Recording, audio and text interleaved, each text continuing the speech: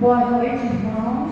Estamos aqui mais uma vez nesta noite para celebrarmos, engrandecermos e louvarmos o nome do Senhor. Vamos orar neste momento.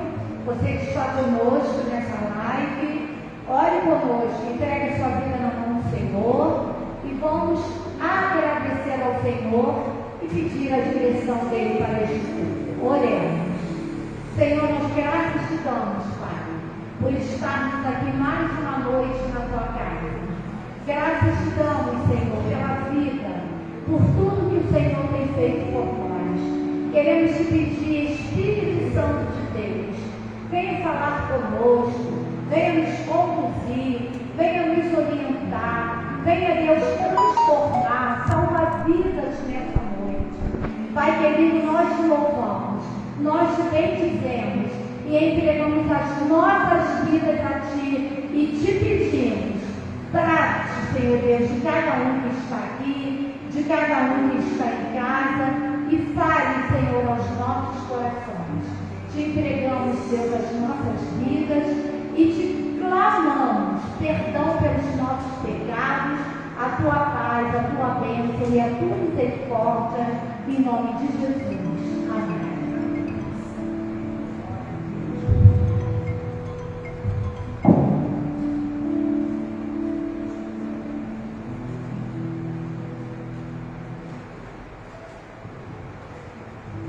Boa noite, irmãos. Convido a igreja que está se colocando de pé nesse momento. Vamos estar com a leitura da palavra do Senhor. Salmos, número 18, nos versos 30 ao 32.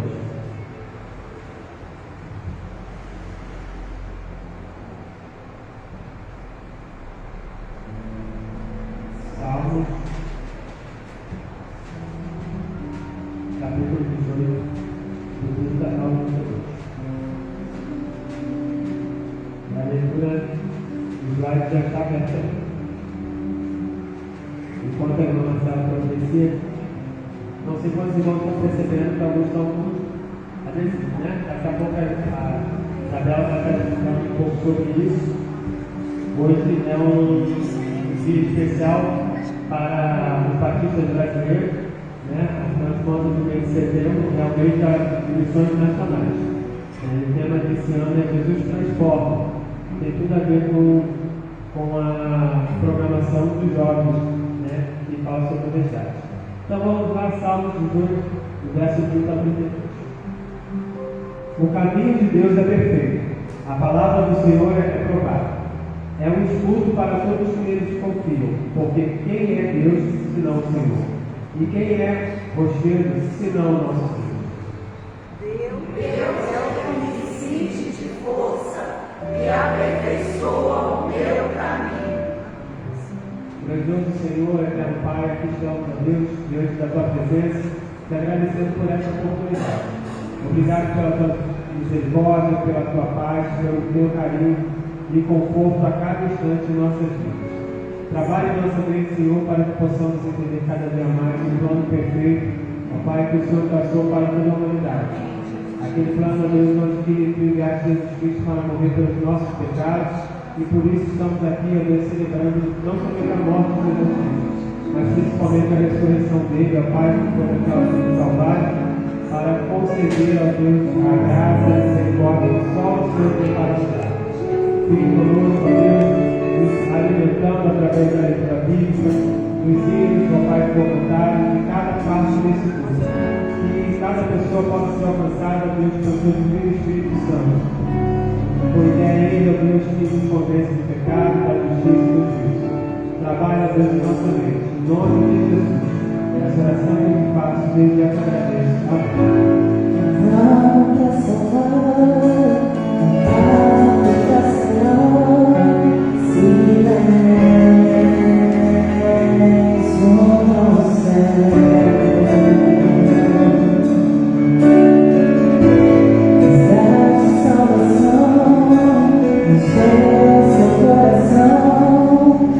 Ele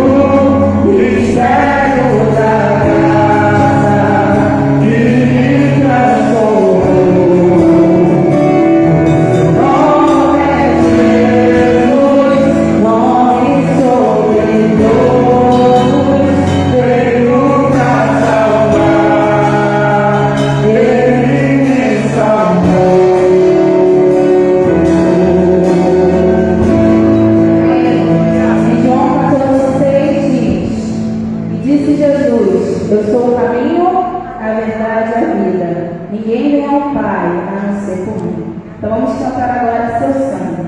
Amém?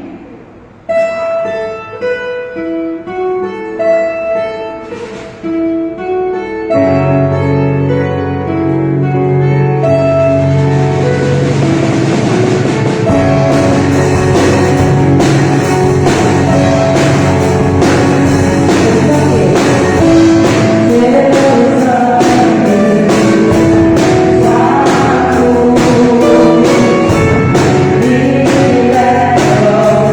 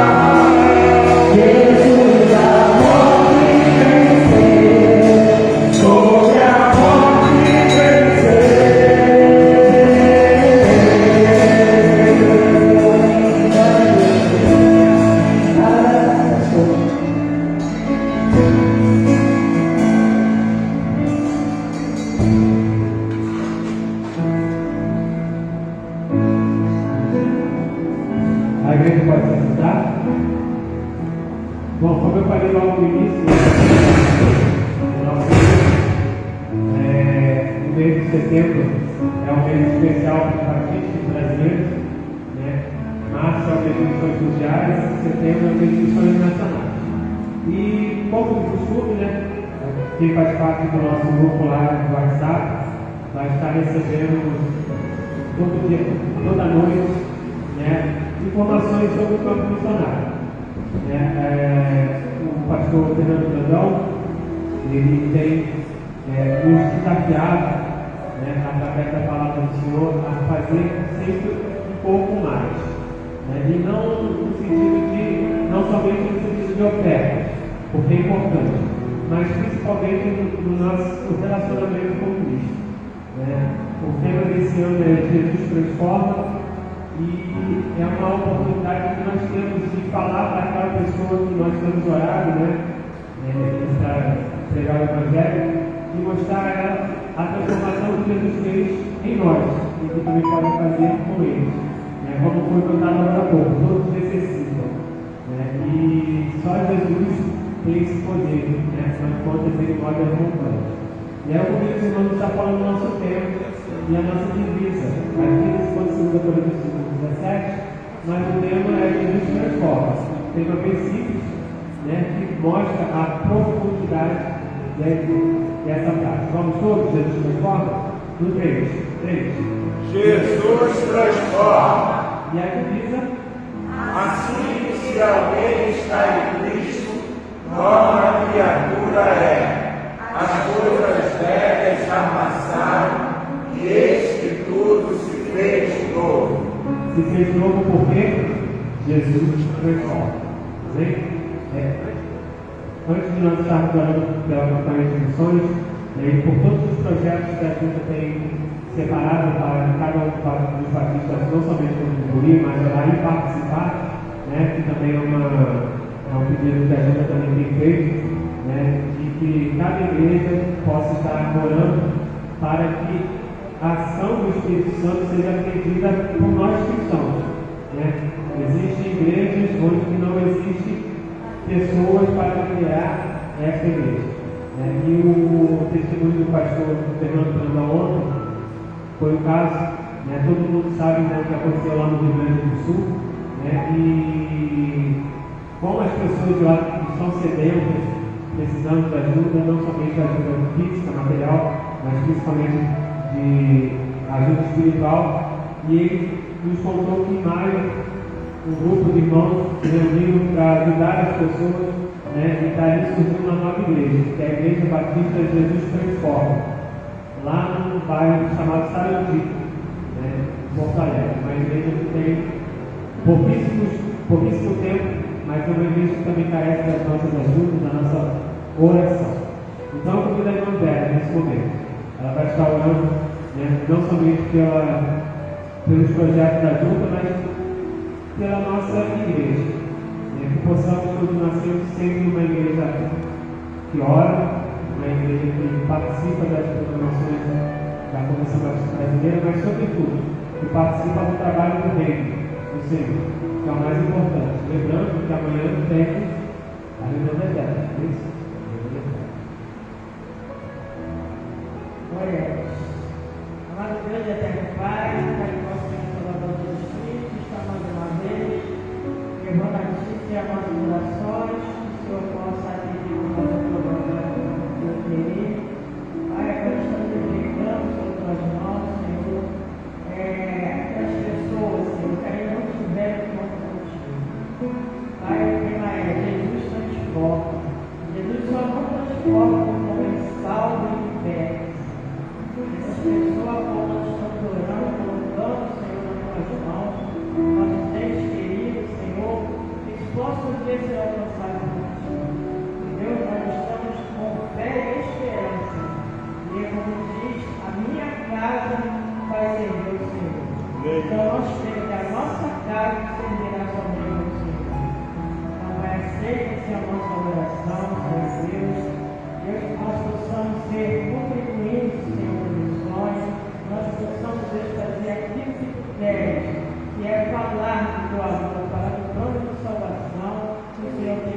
cada homem, Senhor, cada pecador, e eles possam ser alcançados por Ti, e possam ter, Senhor, a vida transformada para a honra e glória do Teu santo e bendito nome. Esta oração que eu faço a Ti, pedindo sobre Deus, nosso pecado e no santo e poderoso de Jesus, Ele que vive e reina e vai reinar para tudo sempre. Amém. Amém. Irmãos, antes de cantarmos o hino, né, que será o hino tema, pedi ao Vinícius colocar a arte do nosso culto de semana que vem, que é o Congresso dos Adolescentes e dos Jovens. Todos receberam um adesivo, né? Está todo mundo com adesivo aí na blusa. E o tema é Operação Resgate, que está em Lucas 15, do 4 ao 7, que fala sobre a ovelha perdida. Né? No dia 8, está vindo o seminarista João Vitor Oliveira, um colega do seminário, para pregar. E no dia 7, que é feriado, vai estar acontecendo o passeio com os jovens e adolescentes. E jovens e adolescentes também, do projeto que o pastor Márcio Rodrigues faz parte. Então, eu quero pedir aos irmãos que no dia 7 lembrem da gente em oração, orem por nós. E no dia 8, tragam visitantes, principalmente se forem jovens, porque eu acredito que a palavra alcançará não só os jovens, mas todos aqueles que vierem. Porque, como a gente aprendeu aqui na EBD, a mensagem é a mesma coisa, né? A mensagem é que Jesus ele veio para salvar o homem pecador. Então, domingo que vem, nós estaremos fazendo o Congresso dos Jovens. Essa também ajuda os irmãos para compartilhar as artes nas redes sociais. Eu vou colocar lá no grupo da igreja, se vocês puderem compartilhar no Instagram, compartilhar no Facebook, para que mais pessoas possam saber do nosso curso semana que vem. Amém? A palavra vai estar com Vinícius. Mantemos o livro 46 do nosso Constituição. Jesus nos transformou.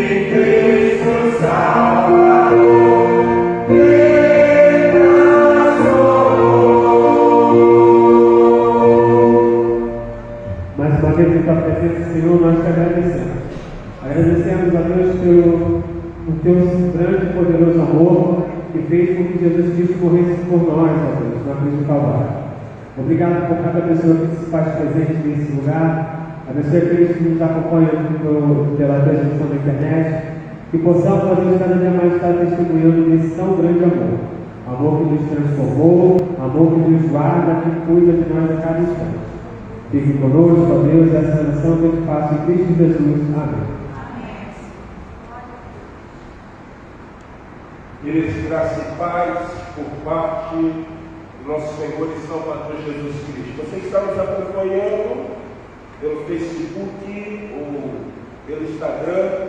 Nós somos a Igreja Batista Memorial do Rocha Miranda. Estamos situados na Avenida 2 Italianos, número 975, em frente ao Colégio Municipal Itália. Se você não tem uma casa espiritual, eu gostaria de estar convidando você para fazermos uma visita. Nossos cultos acontecem quarta-feira, a partir das 19h30, e os domingos nós estamos com EBD+, uma EBD alternativa, que tem início às 17h15 e às 19h, o nosso culto de adoração ao Senhor. Queridos, eu quero convidar os amados a abrir suas Bíblias no texto de Malaquias, capítulo 3, eu gostaria de me deter no versículo de número 10.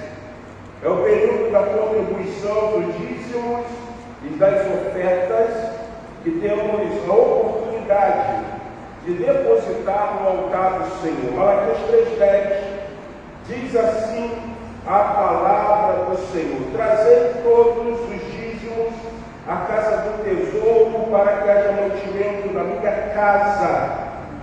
E provai-me isto, diz o Senhor dos Exércitos, se eu não vos abrir as janelas do céu e não derramar sobre vós bênção sem medir. Eu queria convidar a igreja a se posicionar em pé. Nós vamos abrir os nossos cenários do hino de número 329.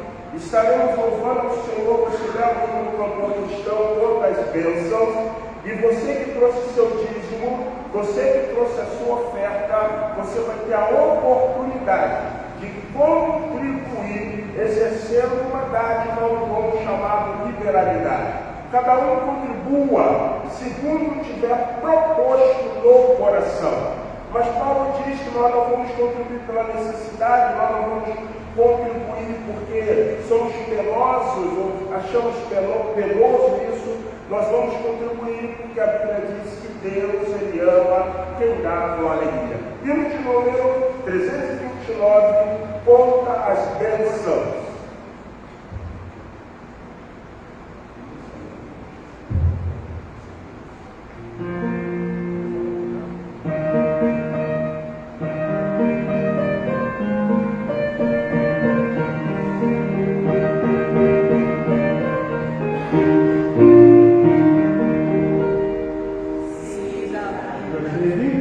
Siga a Bíblia, as águas, você mora, sem começar.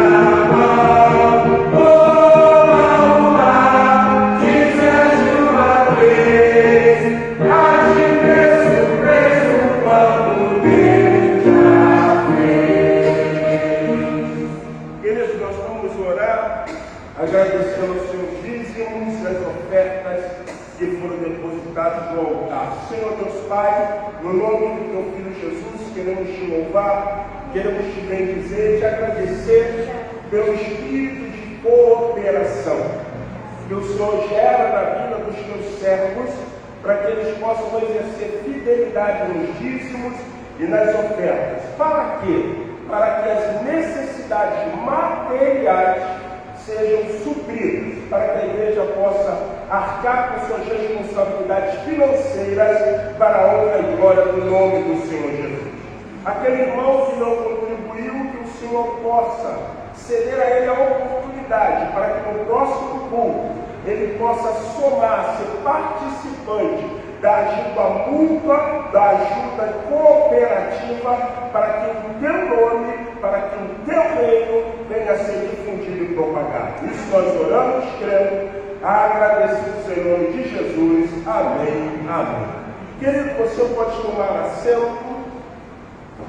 Eu queria nesse momento compartilhar um texto da palavra do Senhor. É um momento que nós estamos exercendo uma ordenança bíblica deixada pelo Mestre Jesus, a celebração da ceia do Senhor. Fazer isso em memória de mim. Nós, como Igreja Batista, entendemos que existem duas ordenanças que nós, como igreja, precisamos executar. Uma, a ceia, e a outra, o batismo. Então Jesus falou para ir, fazer discípulos, batizando-os no nome do Pai, do Filho e do Espírito Santo.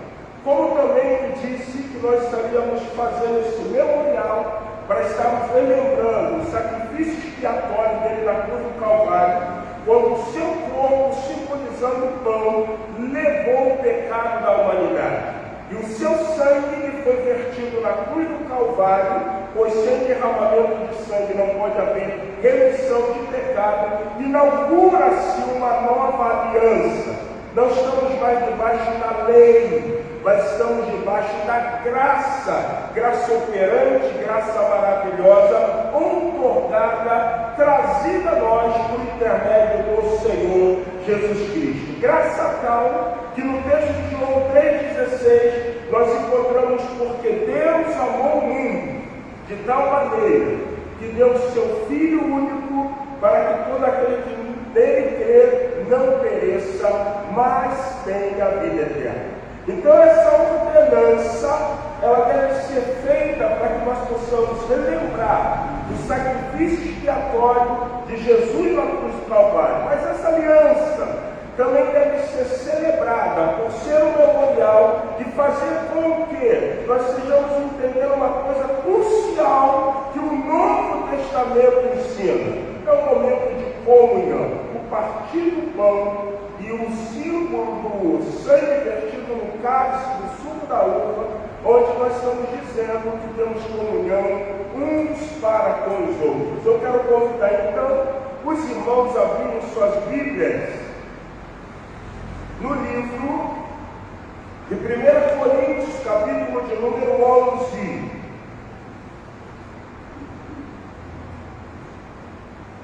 E eu gostaria de convidar o diácono Antônio Gilberto, diaconisa Marcela, que se tome lugar à mesa do Senhor. E eu gostaria de ler o texto da palavra do Senhor, porque eu recebi do Senhor, que também vos entreguei, que o Senhor Jesus, na noite que foi traído, tomou o pão e, tendo dado graça a partir, disse: isso é meu corpo que é dado por vós, fazer isso em memória de mim.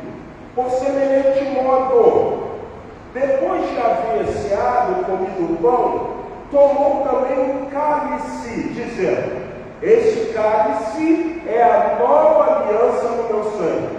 Fazer isto todas as vezes que o beberdes em memória de mim. Eu quero convidar a igreja a se posicionar em pé. Eu quero chamar o louvor. Nós vamos cantar o cântico Seu Sangue de Fernandinho, enquanto os diáconos estarão servindo os elementos da ceia do Senhor. Se você é um crente batizado em plena comunhão com a sua igreja e com o Senhor, nós convidamos você a participar desse momento.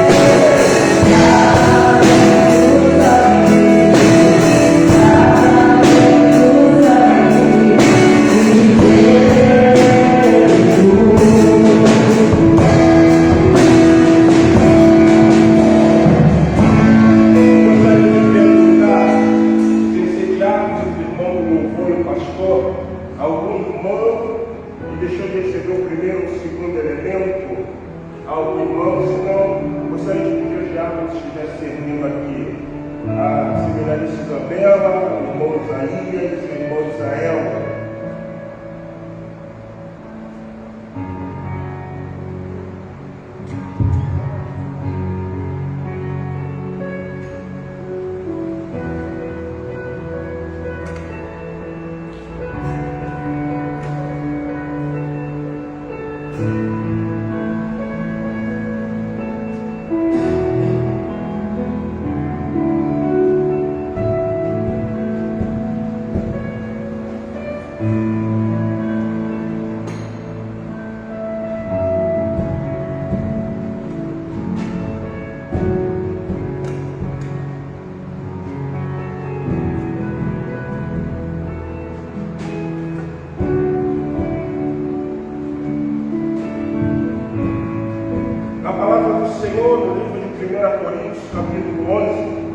Versículo de número 23 diz assim: porque eu recebi do Senhor o que também vos entreguei, que o Senhor Jesus, na noite que foi traído, tomou o pão, e tendo dado graça e partido, diz: isso é o meu corpo, que é dado por vós, fazer isso em memória de mim.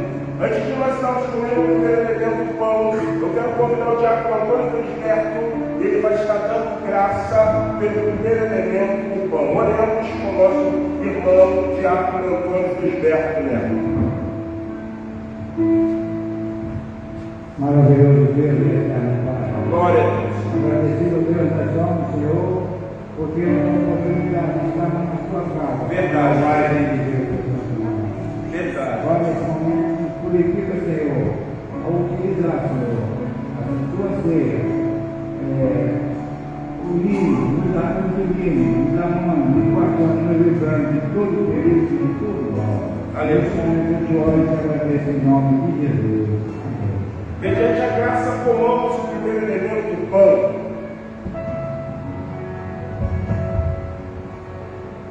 O versículo 25 diz assim: por semelhante modo, depois de haver ceado, tomou o cálice, dizendo: este cálice é a nova aliança do meu sangue, fazei isso todas as vezes que beberdes em memória de mim. Porque todas as vezes que comerdes este pão e beberdes o cálice, anunciai a morte do Senhor até que ele venha.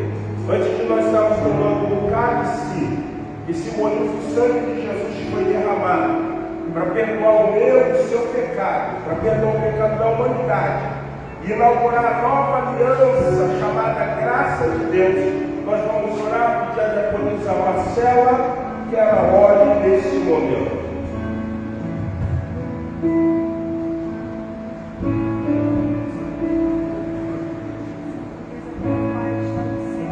Todo-Poderoso, Senhor, muito obrigada, Senhor. Obrigada, Pai, por esse momento.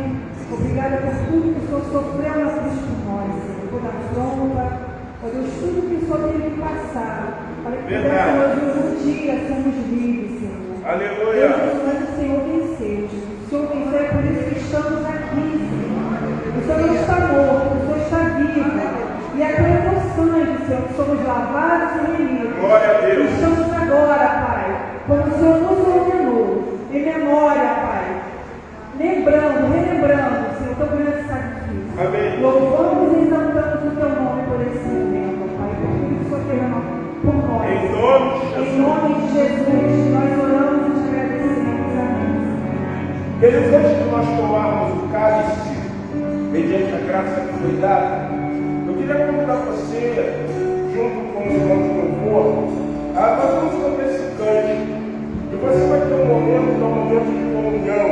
O sangue que Jesus gera, e nós teremos terra comunhão com os nossos irmãos. Vamos declarar esse cântico, receber um novo coração do Pai, coração regenerado, coração transformado, coração que é inspirado por Deus. Louvemos ao Senhor. Aleluia. Coração do Pai.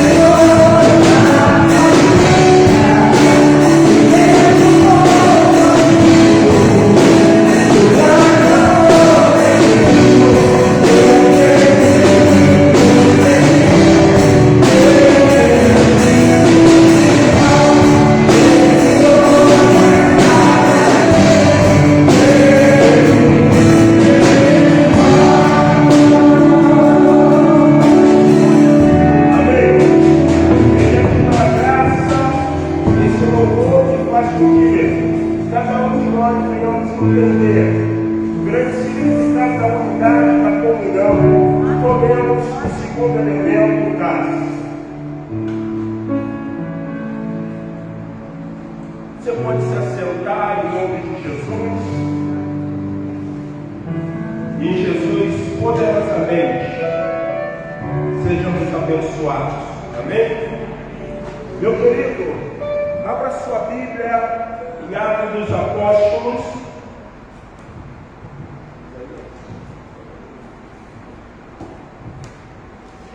Atos dos Apóstolos. E eu quero ler com vocês a partir do versículo de número 33. Atos dos Apóstolos, capítulo 5, versículo de número 33. Obrigado.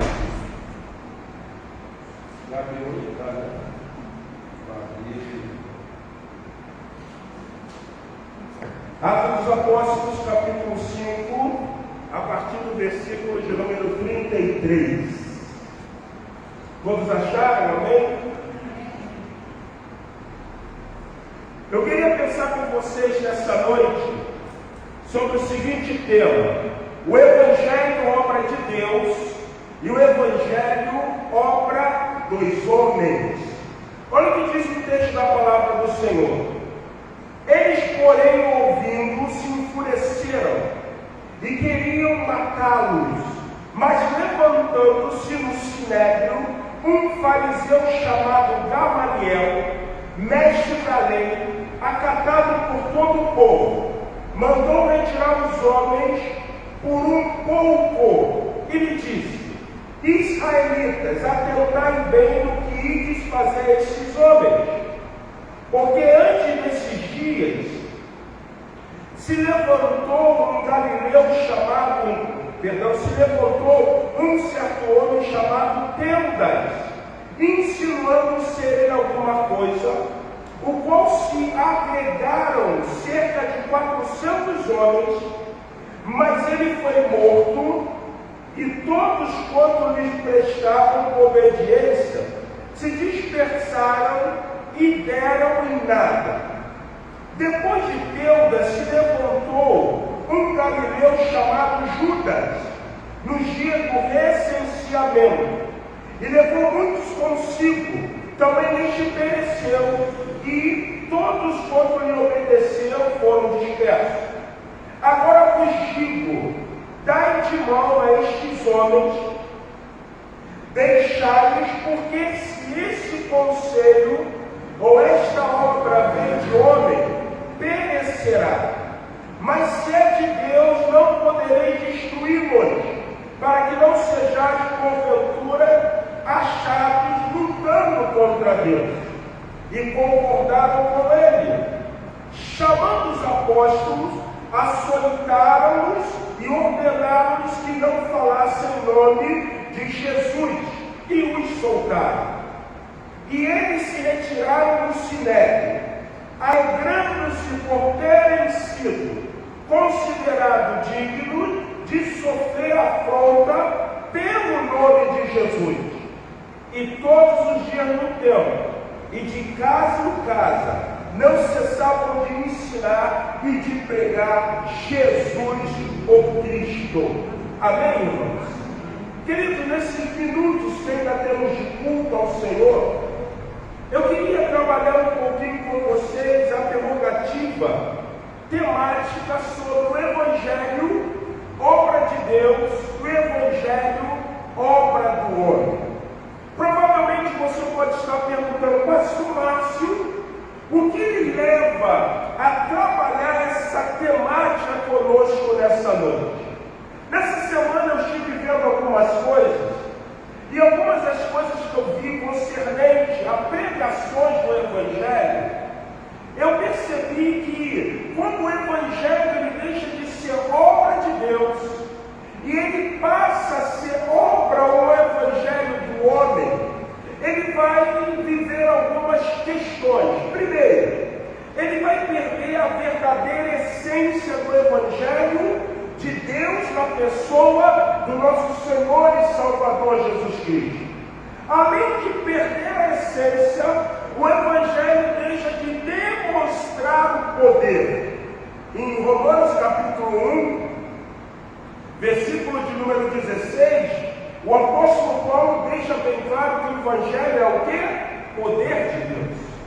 E outras coisas mais que poderíamos estar enumerando aqui nessa noite, para falar, para mostrar pelo motivo qual eu, nesta noite, gostaria de estar falando a respeito disso. Porém, existe uma coisa que me chama muito mais a atenção, que dentro da perspectiva do Evangelho, da pessoa do Senhor Jesus Cristo, é o Evangelho de essência, é o Evangelho de poder, é o Evangelho de transformação, é o Evangelho de renúncia, é o Evangelho da obediência.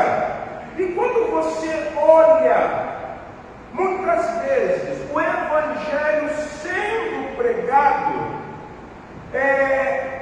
cabe a nós efetuar uma pergunta muito simples.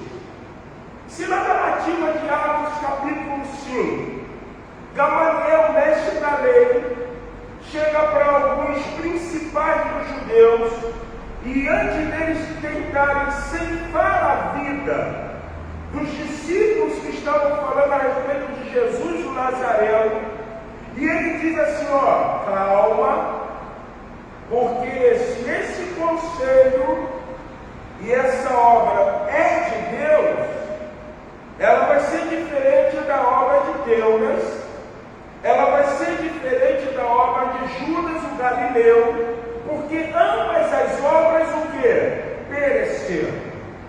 E aí surge uma interrogação muito grande nessa pergunta, que provavelmente faz com que eu e você venhamos ter alguma compreensão sobre o Evangelho, obra de Deus. Se o Evangelho, que não é obra de Deus, dentro da crônica de Atos, parece que ele vai o quê? Perecer, ele vai acabar. Existe uma verdade nisso, sim.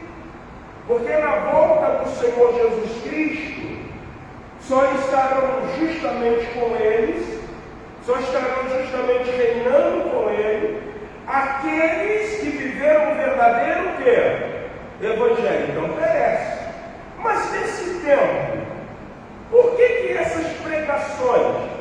Por que essas igrejas que surgem? Por que essas falsas doutrinas ainda não pereceram? Porque tem uma coisa, gente. Na narrativa de Atos, capítulo 5, quando você vai estudar a história de Teudas, ele se coloca como um profeta, chamando o povo aí ao Jordão e dizendo que assim como Josué passou de pé enxuto, aqueles 400 que estavam acompanhando ele também iriam o quê? Passar. Judas o Galileu, período de Israel, ou os judeus, ou Israel mesmo dizendo, província de Roma. E o que o governador, o que o império faz? No tempo do recenseamento tem que se pagar o censo. E Judas Galileu se revolta contra o império romano, e ele diz o seguinte: ninguém vai pagar nada, nós somos povo de Deus, e nós não temos que pagar nada ao imperador romano. O que o imperador cogita? Uma revolta. E qual é o crime para aqueles que eram revoltosos? A morte. Então Gamaliel chega e diz assim: vocês lembram o que aconteceu com Teudas? Ele, achando-se um mago, ele acreditava que poderia fazer um grande feito, atraindo alguém, dizendo assim: eu sou o Messias prometido. Sou eu que vou libertar Israel do jugo de Roma. E o que aconteceu com ele depois de 400 homens? Ele morreu, e os 400 que estavam junto a eles, o quê? Se dispersaram. Judas o Galileu se revoltou. O que aconteceu com ele? Morreu.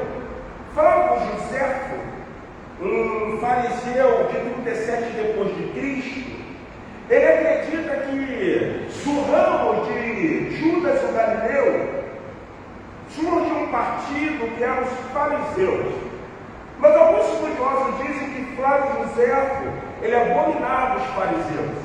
Então alguns acham que essa cogitação, essa teoria não é extremamente válida. Mas o que eu gostaria de estar colocando para você, voltando ali ao raciocínio, é o seguinte: o evangelho do homem, ele não está perecendo ainda no momento, porque esse evangelho tem uma base o quê? Verdadeira. Esse evangelho de homens ainda não está perecendo, porque ele tem uma base verdadeira. E qual é a base do evangelho verdadeiro? Jesus Cristo.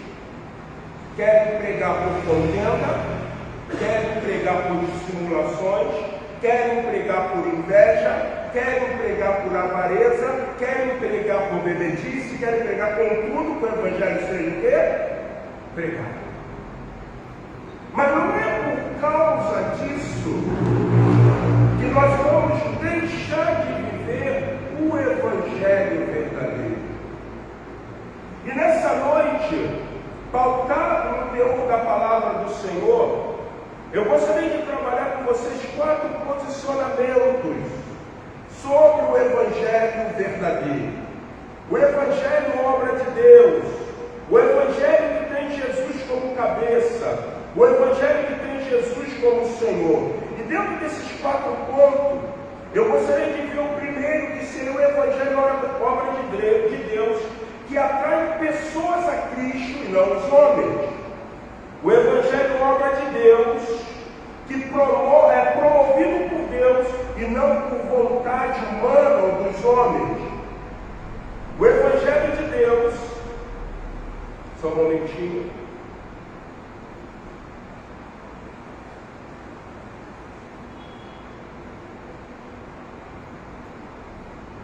O evangelho de Deus é o evangelho obra de Deus, que não está pautado no engano, mas em poder.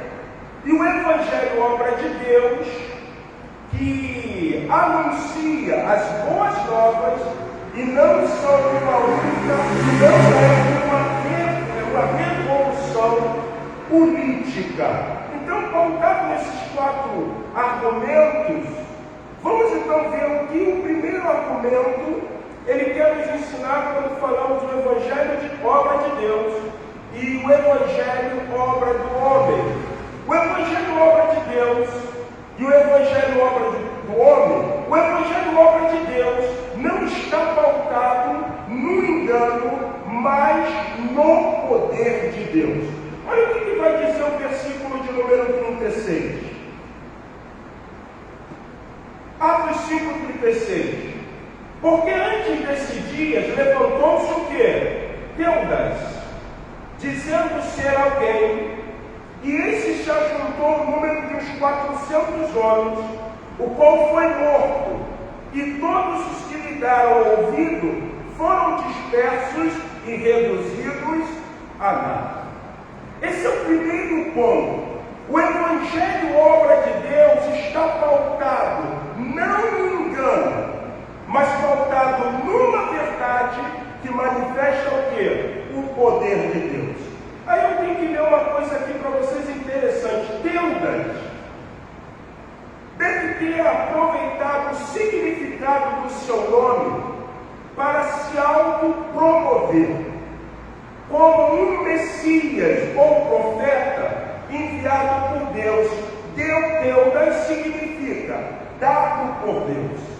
Então, quando Gamaliel ele cita Teudas, e quando a historicidade vai ver quem é Teudas, Teudas ele se beneficia até pelo significado do seu nome, que traz a ideia de alguém dado por Deus. Então, o evangelho obra de Deus não está pautado no engano, mas o evangelho obra de Deus está pautado em poder. E aí o que Teudas faz? Teudas altamente se promove. O que nós estamos vendo no cenário social, o que nós estamos vendo no cenário político, são alguns que estão aproveitando para se promover, adquirindo um benefício próprio, enganando o povo e fazendo com que o evangelho, que é poder de Deus, seja taxado como um evangelho qualquer. O que eu quero dizer com isso? Eu quero dizer que nós estamos vivendo um tempo de grandes sofismas. E o que são os sofismas? Teudas, Judas Galileu e muitos homens se beneficiaram dos sofismas. Por quê? Porque eles abraçam uma ideia, levantam como uma bandeira, defendem e agregam para si o quê? Seguidores. Esse é o campo da filosofia que se fala de sofisma. O sofisma é a defesa de uma ideia que você julga ser o quê? Correta. E aí o que Teudas faz? Ele se beneficia disso. Porém, existe uma coisa muito interessante por trás do texto de Atos 5. E aí faz você entender uma coisa muito latente. Quando Jesus ele chega no cenário, o filho de José e Maria, ele aparece, e quando ele começa agora a cumprir a missão, é um momento aonde a cultura greco-romana tem prestígio, uma língua só, um poder econômico extremamente forte que governa. Alguns estudiosos vão dizer uma coisa muito clara: o surgimento de Jesus para cumprir a missão como Messias era um momento de alta paz, chamada Pax Romana. E quem aparece? Jesus Cristo. Nesse exato momento aqui, quando Gamaliel ele está vendo o que está acontecendo, você precisa entender uma coisa. Vamos em Atos 5, versículo de número 11. Presta atenção no que diz Atos 5, 11. Atos dos Apóstolos, capítulo 5, versículo de número 11. Atos 5, a morte de Ananias e Safira, até o versículo 10. Olha o que vai dizer o versículo 11. Houve um grande temor entre toda a igreja, e todos os que ouviram essas coisas. O que eles ouviram? Eles ouviram que um casal tentou enganar, e o que aconteceu com eles? Morreram. Presta bem atenção. E muitos sinais, prodígios, eram feitos entre o povo pelas mãos de quem? Dos apóstolos. Estavam todos unânimes no alpendre de Salomão. Dos outros, porém, ninguém ousava juntar-se a ele, mas o povo tinha-os em grande o quê? Estima dos outros. Quem são esses outros? Simples, gente. Sacerdote, capitão do templo, chefe dos sacerdotes, fariseus, saduceus, escribas, herodianos, ninguém se ajuntava. Eles só observavam o que esses discípulos estavam o quê? Fazendo. Quando você segue a leitura do texto, o que você vai ver? Você vai ver uma coisa. Os sumos sacerdotes mandam prender quem? Os discípulos. Vamos lá? Versículo de número 13. Dos outros, 14. E a multidão dos que criam no Senhor, tanto homem como mulher, crescia cada vez mais. De sorte que transportavam os enfermos para a rua e os punham em leito, em camilhas, para que ao menos a sombra de Pedro, quando este passares, cobrisse alguns deles. E até nas cidades circunvizinhas concorria muita gente a Jerusalém, conduzindo enfermos atormentados de espíritos imundos, os quais eram todos curados.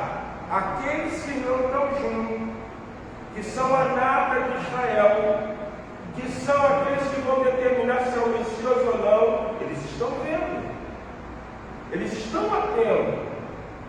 O sumo sacerdote, o chefe do templo, o capitão do templo, o chefe dos sacerdotes, eles estão vendo. Os fariseus estão vendo, os saduceus estão vendo, mas eles não vão. Por quê? Por uma coisa simples. Eles sabiam de uma coisa muito real.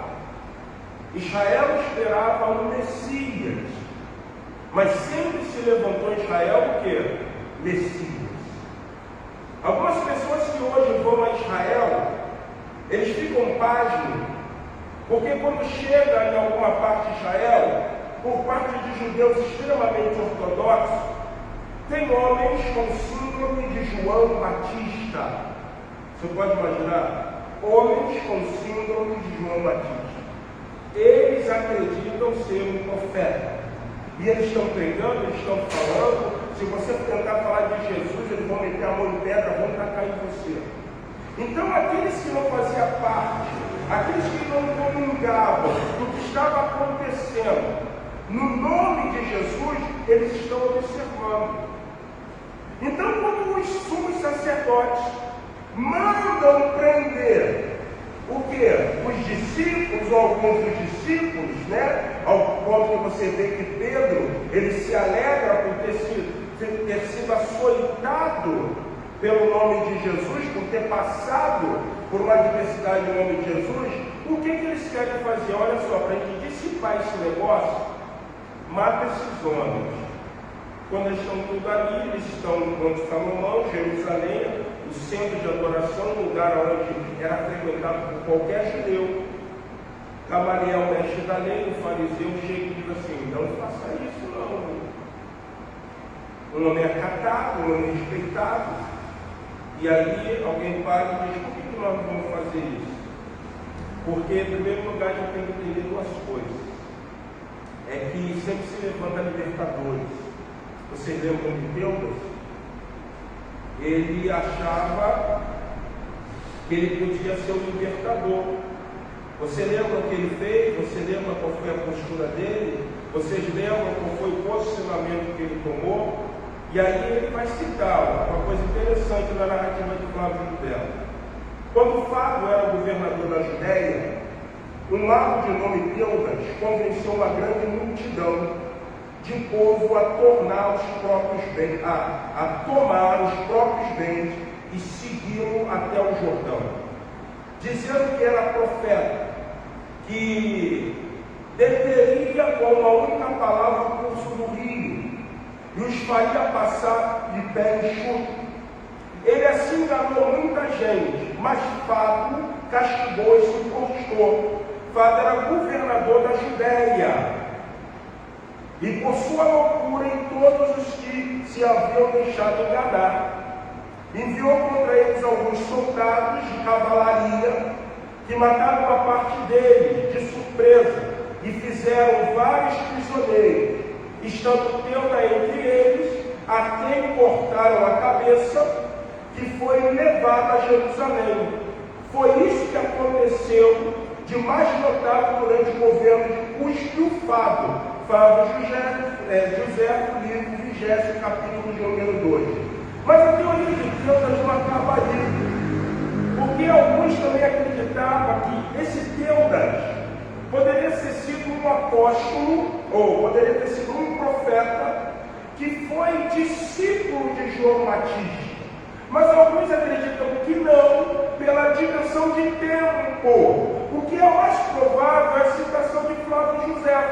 Um impostor quis iludir a multidão com uma mensagem falsa, levando o homem à própria ruína. Então, quando nós falamos sobre o Evangelho, poder de Deus, e o Evangelho, poder do homem, o Evangelho, que é a obra de Deus, não está pautado no engano. Meu querido, faz-se necessário hoje nós temos essa compreensão. Um evangelho genuíno, ele não está pautado no engano, mas ele está pautado no poder de Deus. O que Deus tentou fazer? Ele quis ser o libertador, só que a base da mensagem dele era enganosa. Ele se intitulava um mago, ele se intitulava um homem dotado de poder, de alguma virtude. Ele engana o povo, ele não consegue manifestar o quê? Poder. Poder. O Evangelho de Deus, que é a obra dele, está pautado na verdade. E a verdade traz transformação. A verdade confronta a natureza humana e o mais importante disso tudo, o Evangelho, obra de Deus, está pautado no seu quê? Poder. Olha o que Paulo vai dizer em Romanos 1, versículo de número 16. Romanos capítulo 1, versículo 16. Porque não me envergonho do Evangelho de Cristo, pois é o quê? Para a salvação de todo aquele que crê. Primeiro do judeu e também do... A primeira coisa que nós precisamos entender é que o maior milagre que o Evangelho pode fazer na vida de alguém é transformá-lo. O resto é tudo consequência. Pastor, voltar a enxergar, consequência. Pastor, ser curado de uma doença, consequência. Pastor, prosperar, consequência. Pastor, isso, consequência. O maior milagre que o Evangelho faz é a transformação. Não me envergonhe do Evangelho de Cristo, pois é poder de Deus para o quê? Salvação de todo aquele que crê. Primeiro do judeu e também de quem? Por isso que a Bíblia diz que o único pecado que não é perdoado é o pecado de blasfêmia contra quem? E quando você não crê em Jesus como o único e suficiente Salvador, você não está crendo no milagre que pode ser efetuado por Deus em salvar você e transformar a sua vida. Então, quando eu falo sobre isso, surge uma segunda interrogação.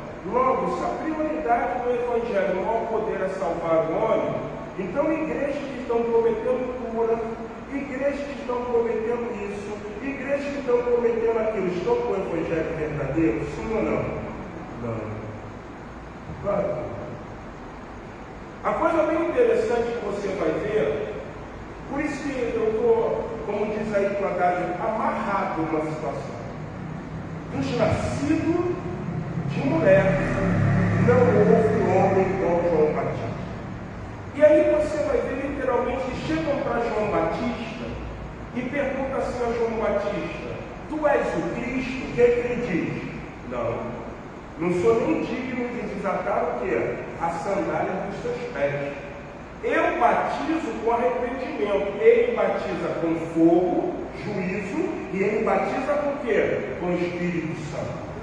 Quando eu olho para o Evangelho, a obra de Deus não pode ser pautado no engano, mas é pautado na verdade do poder de Deus. Uma igreja que prega o Evangelho, ela não quer promover a igreja. Ela não quer promover o pastor, ela não quer promover o ministério, ela não quer autopromover-se, ela quer promover quem? Deus. Esse é o papel da igreja. A igreja promove o Senhor. E às vezes eu passo em algumas portas de igreja, eu vejo na igreja uma coisa que me chama a atenção, é o retrato do pastor e da esposa dele. A igreja de quem? A igreja de Jesus, para que tem um retrato ali? Isso é evangelho de homem, gente. Isso é evangelho de homem. Mas tem uma coisa muito real. O evangelho de homem atrai pessoas. Sabe por quê? Porque o evangelho, obra de Deus, confronta o pecado. Trouxeram Jesus uma mulher pega no lar e falaram assim para Jesus: olha, ela foi pega em adultério e além disso ela tem que ser apedrejada. Jesus escreveu na areia, está lá ouvindo, e ele diz que não tem pecado, atira a primeira pedra. E daqui a pouco só fica ele e a mulher, e ela vira para Jesus e diz assim: senhor, me condena? Não, vai, mas o quê? Não peques mais. Não peques mais. Está Jesus à beira de um tanque e vem uma mulher samaritana. Um discurso tal, isso, aquilo, outro, ele fala: agora chama teu marido. Mas eu não tenho marido. Aí diz: disseste bem, já teve 5, o que tu tem agora não é o quê? Isso é evangelho, confronto. Nós estamos vivendo um tempo, irmão, da síndrome da rã. Vocês conhecem a síndrome da rã, né? Se jogar ela dentro da água quente, o que ela faz? Pula. Mas se você botar uma água quente, jogar e levar ao forno, ela morre ali sem fazer o quê? Nada. O Evangelho confronta. E nós estamos num tempo que quando a gente começa a confrontar pessoas, nós somos o quê? Homofóbicos, nós somos intransigentes, nós somos isso. E o Evangelho confronta a gente. O Evangelho de Jesus confronta. O Evangelho de Jesus não é uma história para atrair pessoas. O Evangelho de Jesus é uma história para transformar pessoas. Aquele que roubava, aquele que matava, aquele que dava mau testemunho. Só que nós estamos vivendo um tempo de concessões. Concessões. Hoje existe igreja para tudo que é gosto. Lembra que nós falamos? Elas ainda não pereceram, porque elas têm uma base. Qual é a base? Jesus. Estão pregando Jesus, mas tem uma base, é Jesus. Salva, liberta, transforma e engraça. E quando nós começamos a confrontar as pessoas não querem ser confrontadas. Porque deixamos de pregar o Evangelho do poder de Deus para pregar o Evangelho do poder de quem? Dos homens. Ainda há pouco eu recebi no meu WhatsApp um convite de uma igreja que vai estar falando na igreja um grande empreendedor do meio empresarial, extremamente bem-sucedido. Desde quando a igreja fornece isso? Desde quando? A igreja é um lugar que nós nos reunimos para adorar o quê? O Senhor. Aqui será chamada a casa de... A Bíblia diz que, em certa ocasião, Jesus Cristo vendo os vendilhões do templo. Por que havia os vendilhões do templo? Porque eles olharam, alguns homens, grandes empresários, vamos conjecturar, disseram assim: quer saber de um negócio? Eu vou levar um pouquinho aqui de pomba-rola, eu vou levar aqui um novilho, eu vou levar aqui outro, porque tem gente que vai fazer sacrifício, mas não trouxe o quê? A oferta. Eu vendo. Quando Jesus viu aquilo ali, o que ele fez com as bancas que estavam dentro do ato externo do templo? Derrubou tudo. Olha, para com isso. A casa do meu pai não será convívio de ladrões. A casa do meu pai será chamada casa de... Isso é o Evangelho verdadeiro. O Evangelho, obra de Deus, está pautado na verdade, não no engano, está pautado em poder de homem, não, mas em poder de Deus. O Evangelho, obra de Deus, não está pautado no engano, mas no poder de Deus. Segundo ponto, vamos terminando. O Evangelho, obra de Deus, e o Evangelho, obra dos homens. O Evangelho, obra de Deus, não anuncia as boas novas. O Evangelho obra de Deus, anuncia as boas novas e não uma revolução política. O Evangelho, obra de Deus, anuncia as boas novas e não uma revolução política. Olha o que diz o versículo 37. Depois disso, levantou-se Judas o Galileu no dia do alistamento, e levou muito povo após si, mas também este pereceu, e todos que lhe deram ouvidos foram o quê? Segundo momento de Gamaliel.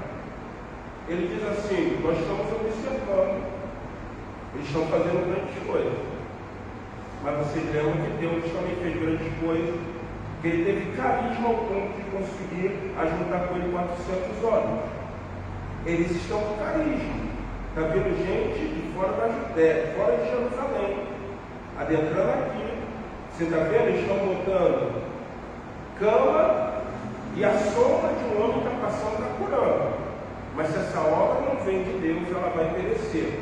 Porque nós lembramos também de Judas, o quê? O Galileu.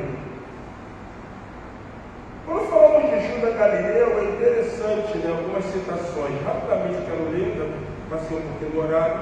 Judas o Galileu, também chamado de Judas de Gamala, foi o líder da revolta judaica contra o censo romano no ano 6 BC, depois de Cristo.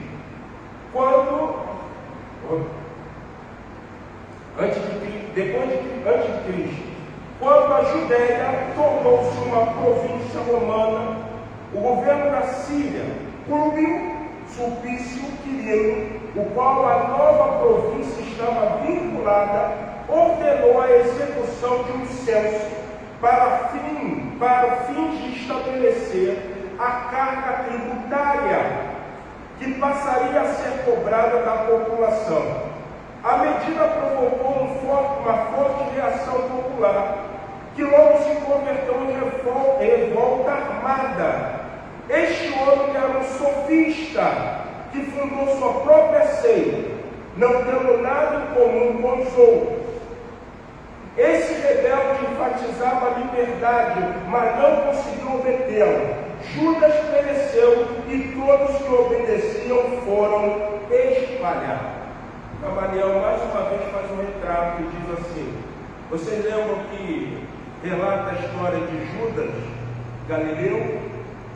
Ele não quis pagar o censo ao Império Romano, e ele pensou que era um Judas Macabeu, ele pensou que era um martelo, e o que ele quis fazer? Ele quis revolução. O Evangelho de Deus, ele não é uma revolução. Uma coisa muito clara no Evangelho de Deus, que isso eu falo com vocês, estamos entrando em um momento de eleição, é isso? Vamos eleger prefeito e vamos eleger o quê? Vereadores. Irmãos, eu tenho uma convicção comigo que eu quero transmitir para você. Nenhum político presta. Ele pode falar em nome de Deus, ele pode não presta. Crente não é para se meter com política. Política é aula de corrupção. Eu pastoreei uma igreja onde tinha uma irmã casada com o presidente da Câmara de São João de Meriti. Certo dia, a convite da família, fui almoçar na casa dela. Chegando lá, ela me apresentou, ele, apertei a mão, ele não era crente. E ele adquiriu uma simpatia política comigo. E um dia ele virou para mim e falou assim: Pastor Márcio, vou falar uma coisa para o senhor. Eu não sou cristão, mas digo que nenhum cristão deveria se envolver na política. Política é o seguinte, pastor: para que uma proposta passe, tem que me dar dinheiro. Para que uma proposta passe, tudo é dinheiro. E eu estou vendo um montão de crentes se vendendo por causa do dinheiro. Então, irmãos, não vai nessa de que Deus em primeiro lugar, vaca, sai fora disso. Sai fora. Analise, vê o escopo dele, vê a história política desse homem, vê o que ele já fez. Está envolvido com corrupção, não vem com papo dizendo que não vai se corromper, que já se corrompeu. Então, o poder, o Evangelho é obra de Deus. Ela é algo que anuncia as boas novas, e não é uma revolução política. O que Judas Galileu fez? Ele agregou homens para se revoltar contra o império. Vocês lembram que Jesus Cristo, quando ele entrou por Jerusalém, fizeram o seguinte: cobriram de ramos de palmeiras e começaram a gritar hosana nas maiores o quê? Altura. Tem uma coisa muito linda no texto que você tem que se deter. Eles queriam pegar Jesus e aclamar o quê? Rei. Pô, Jesus não quer ser rei? Não. Jesus sabia o que eles queriam. Eles queriam uma articulação política. Está quem vai nos libertar do império de quem? De César. O texto diz que Jesus fez o quê? Foi mal. Eu quero que alguém mostre na Bíblia texto que mostra que Jesus se envolveu com a política. Chegaram para Jesus e falaram assim: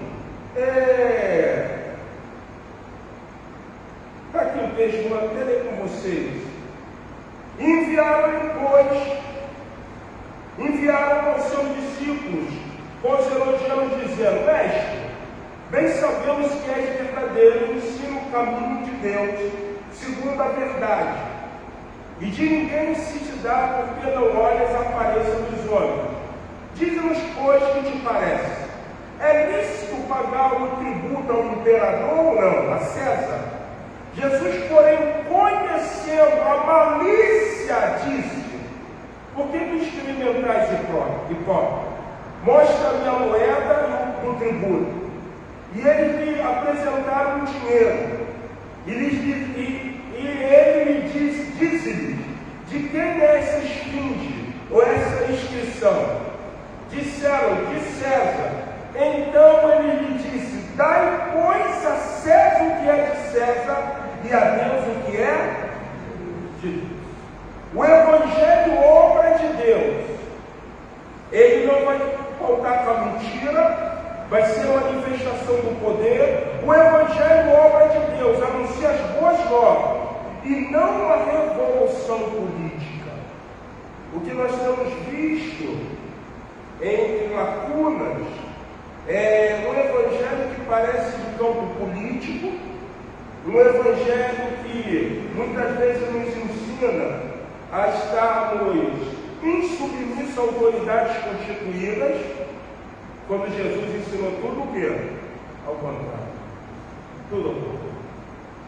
O evangelho, obra de Deus, anuncia as boas obras, as boas novas, e não uma revolução política. Terceiro e penúltimo ponto.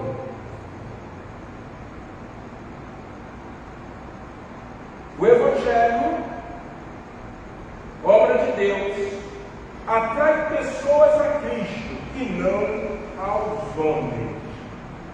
O Evangelho, obra de Deus, atrai pessoas a Cristo e não aos homens. Olha o que diz o versículo 36 e 37, a parte B dos dois. E todos os que lhe deram ouvidos foram dispersos, reduzidos a nada. E todos os que lhe deram ouvidos foram dispersos. O Evangelho, obra de Deus, atrai pessoas a Cristo e não os homens. O que Deus agregou? Pessoas. O que Judas Galileu agregou? Pessoas. O que o Evangelho agrega? Cristo a pessoas. Você viu a diferença? O Evangelho de Cristo agrega Cristo às pessoas. O Evangelho dos homens agrega os homens às pessoas. Púlpito não é lugar de estandarte não é lugar de estandarte. Jerry Stanley Key, professor de homilética no Seminário Batista do Sul do Brasil, ele falava uma coisa muito clara: você não foi chamado para ser contador de história, e você não foi chamado para ser animador de tudo. Você foi chamado para pregar o Evangelho. Púlpito não é lugar de brincadeira. Púlpito é lugar de se transmitir as boas novas do reino de Deus. E aí a gente fica vendo o Evangelho do homem no atrativo de grandes cristãos, grandes contadores de história, que estão agregando homens para si, quando deveria agregar homens para quem? Para Cristo. Essa é a missão. Teudas agregou homens para si. Judas Galileu agregou homens para si. Com engano e mentira. O Evangelho não. O Evangelho agrega homens para Cristo, para que a manifestação do poder de Cristo seja estabelecida na vida daquele que foi agregado. Por isso, irmãos, o Evangelho é transformação. É transformação. Nós não podemos deixar de pregar a transformação do Evangelho.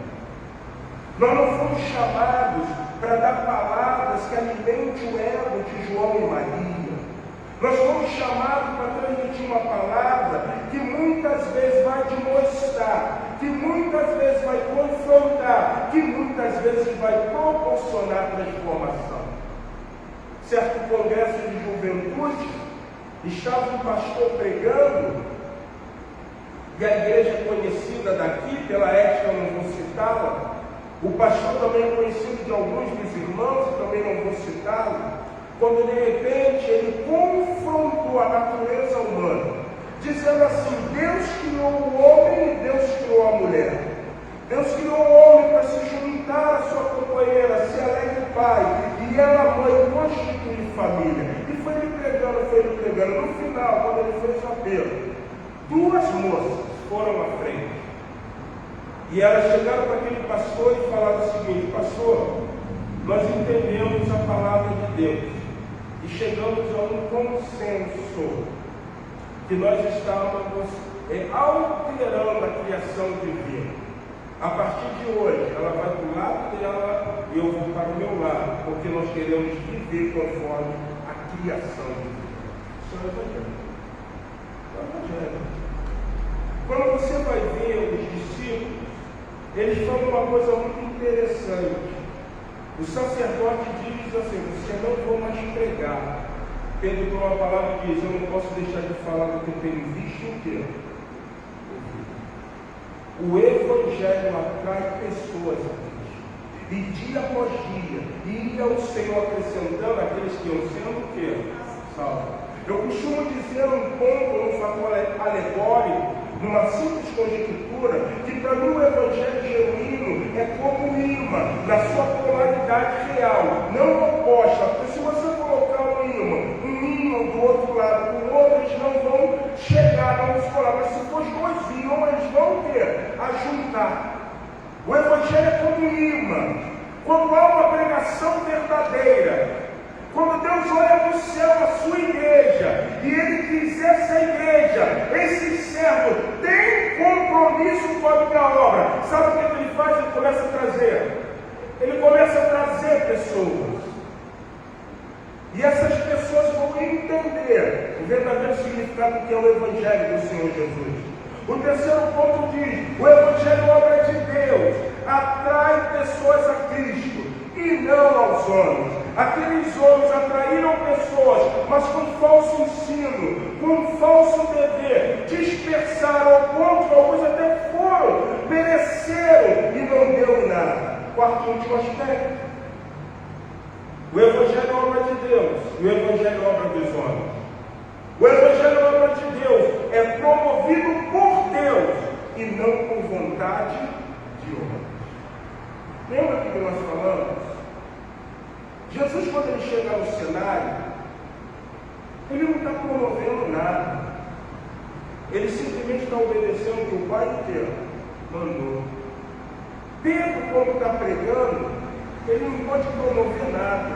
Ele só pode pregar aquilo que Cristo mandou que fosse pregado, que o Pai mandou por Cristo. Entendeu?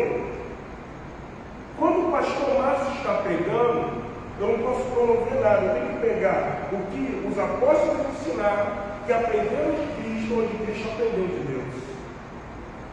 Eu não sou fundamento. Eu sou meramente um canal para transmitir as boas novas.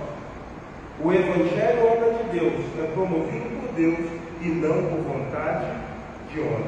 Olha o que Gamaliel falou. E agora digo-vos: dai de mão a estes homens e deixais, porque se este conselho ou esta obra de homens, o que vai acontecer? Vai desfazer, vai perecer. Mas se a obra for de Deus, não podeis desfazê-la, para que não aconteça que seja também achado combatendo o quê? Contra Deus. Vocês já leram uma coisa que no livro de Apocalipse diz? Que a gente não pode tirar nem um tio nem acrescentar um iota. É um som de um i na perspectiva grega. Iota, é isso? Grego? O iota, o grego. Iota, isso, iota. Ele diz: você não pode nem tirar um tio e nem acrescentar nada. Porque se você tentar tirar um tio ou acrescentar alguma coisa, você vai ser o quê? Cobrado. Irmãos, a obra de Deus, ela não pereceu. Por que eu vou tentar acrescentar alguma coisa e tirar? Eu só tenho que ser um canal de transmissão da obra. O Evangelho não continua sendo a coisa mais simples do mundo. O Evangelho não precisa de invencionices.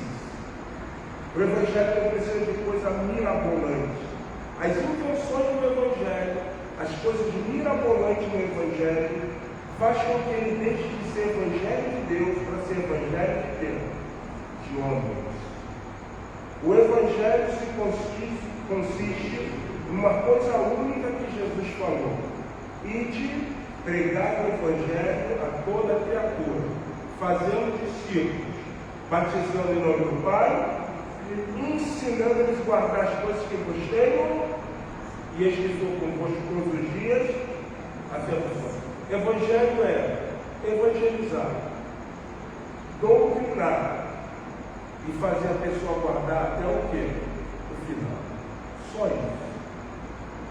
O Evangelho é o poder de Deus. O homem que está querendo fantasiar, acrescentar. Conclusão, meus irmãos. O Evangelho é obra de Deus e o Evangelho é obra dos homens. O Evangelho é obra de Deus. Não está pautado no engano, mas no poder. O Evangelho é obra de Deus. Anuncia as boas novas e não uma revolução política. O Evangelho é obra de Deus, atrai pessoas a Cristo e não os homens. O Evangelho é obra de Deus, é promovido por Deus e não por vontade humana. Que nós possamos sair daqui dessa noite entendendo que fomos chamados a viver o verdadeiro Evangelho do Senhor Jesus. E o que passar disso, como a palavra do Senhor diz, é de procedência maligna. Que venhamos pregar as boas novas, para que o nome do Senhor venha ser glorificado. Quero convidar a igreja a se colocar em pé, por favor. Convidar você a abrir o seu hinário, no livro de número 188.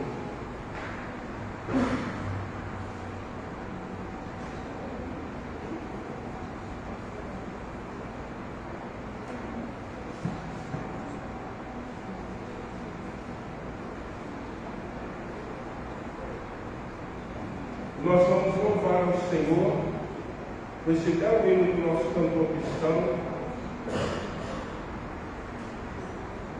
hino de número 188.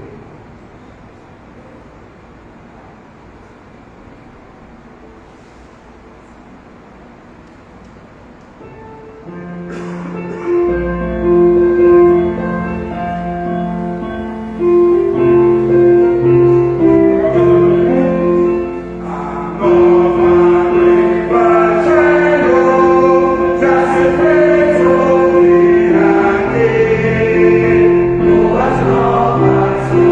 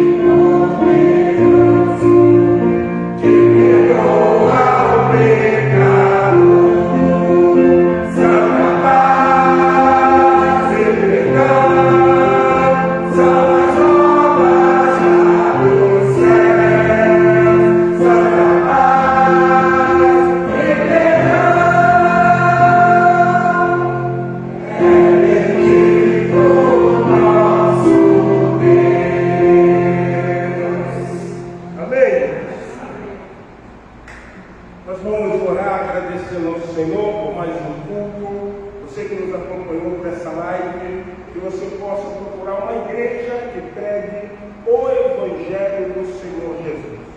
Uma igreja que atraia homens a Jesus e não homens ao próprio homem. Uma igreja que prega a verdade da renúncia, do compromisso, de uma vida de santidade. Uma igreja que pregue céu. Uma igreja que fale da volta do Senhor Jesus. Não uma igreja de entretenimento, não uma igreja de catarses espirituais, mas uma igreja que fale do Evangelho, da transformação que só pode ser promovida por aquele que morreu na cruz do Calvário, que é chamado Jesus, o Filho de Deus. Senhor Deus Pai, no nome do teu Filho, obrigado por esse culto. Queremos te pedir agora que o Senhor nos leve para os nossos lares, sobre a tua graça e sobre a tua proteção. Que a graça do nosso Senhor e Salvador Jesus Cristo, o amor de Deus, o nosso Pai, a comunhão da consolação do Espírito Santo, seja sobre a vida de cada um de nós, sobre a vida do teu Israel espalhada por essa terra, desde agora e para todo sempre. A Igreja Unida diz: Amém. Querido, oramos